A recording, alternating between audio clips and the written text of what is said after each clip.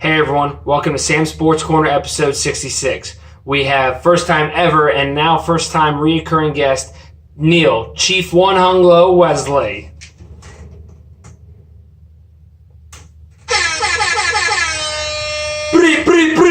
Alright, great way to get it started, always with the rap horns. Glad to have Neil Wesley on the show again. Big week in football, big week in sports. We're not going to have time to talk about everything, so we're going to start with the NFC and AFC Championship from last week. I think big rule changes are coming. What do you think, Neil? Definitely. Especially when you get big games like this, you need to be able to review penalties, the overtime situations. We need to be able to change those rules for next year. I agree. So NFC Championship, the late hit from Rams defenseman on the Saints wide receiver. So the play, if it would have gone off, would have sealed the game for the Saints. If they had called either the helmet-to-helmet or the pass interference on the Rams, it would have sealed the game for the Saints. Instead, no call. They have to punt it to the Rams. The Rams tie it, win it in overtime. The NFL's already come out and said that the no call was the wrong answer, and yet here we are with basically the wrong winner of the NFC. What are your thoughts on that game? Exactly. Should have been Saints all the way.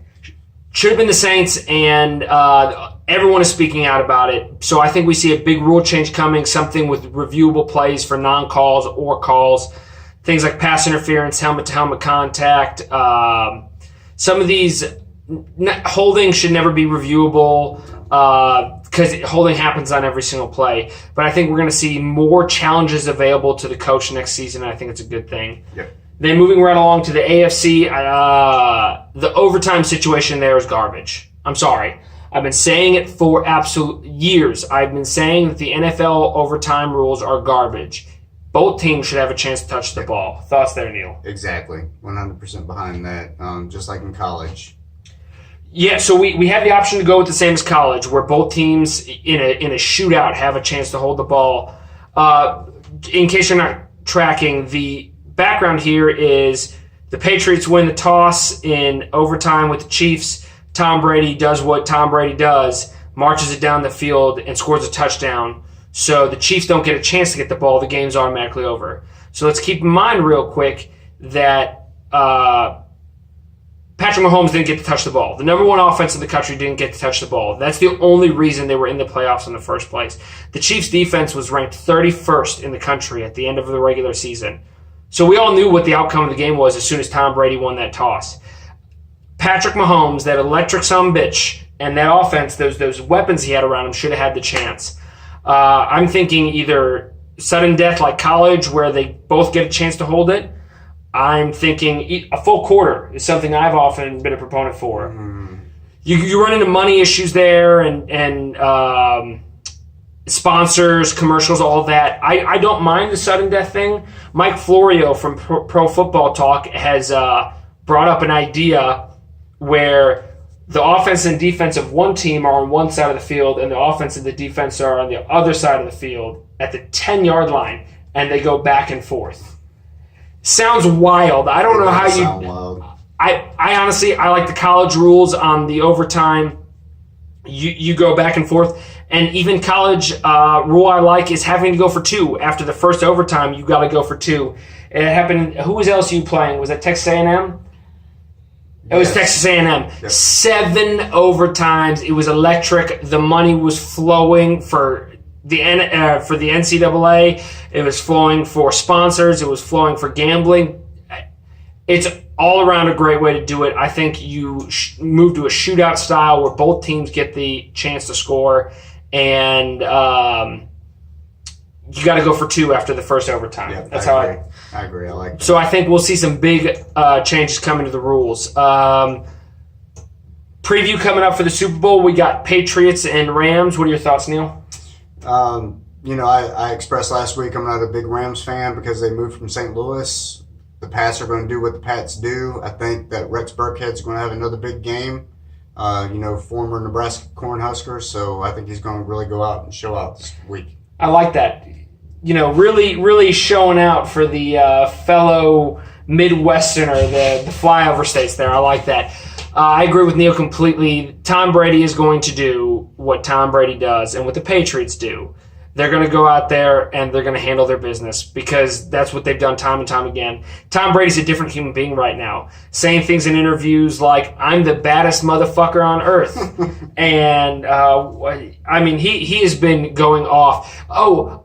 Him on Instagram after the win with the throwback song, we ain't going nowhere, we ain't going nowhere. I'm telling you, Tom Brady's on a new level right now, and I don't think anyone's going to stop him, especially not the Rams. It's going to be an interesting dynamic. I think they said that the age differential between Brady plus Belichick over Goff and McVay is 51 years.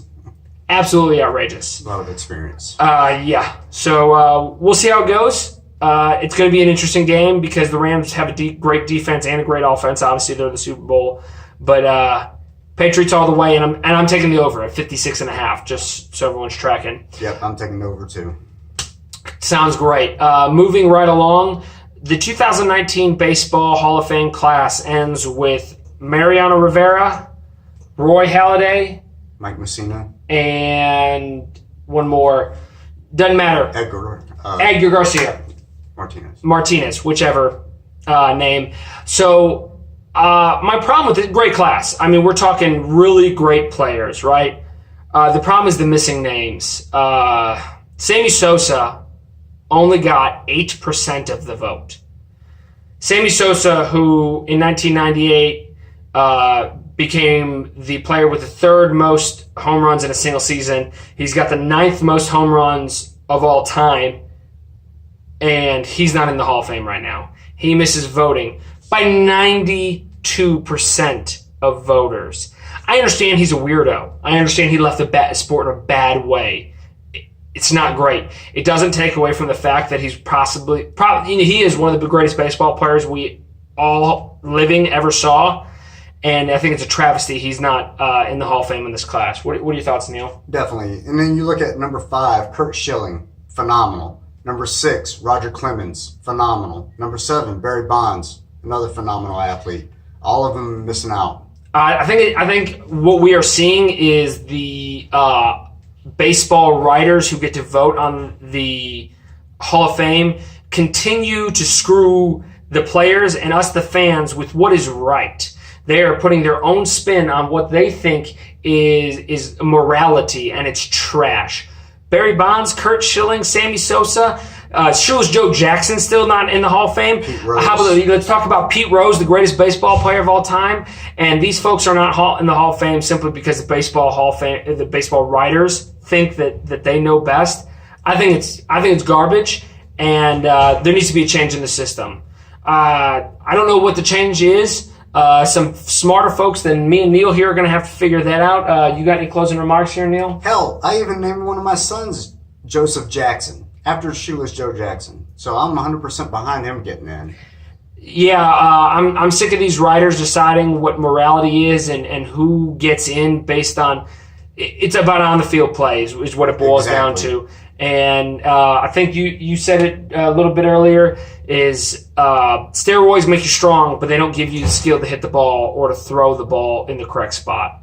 And that's all I got to say on that. We appreciate your guys' time today, and we can't wait to see you again in the future. I want to say hi to my hot wife, Kayla. Another shout out from Neil. We appreciate it always. Can't wait to see you guys again.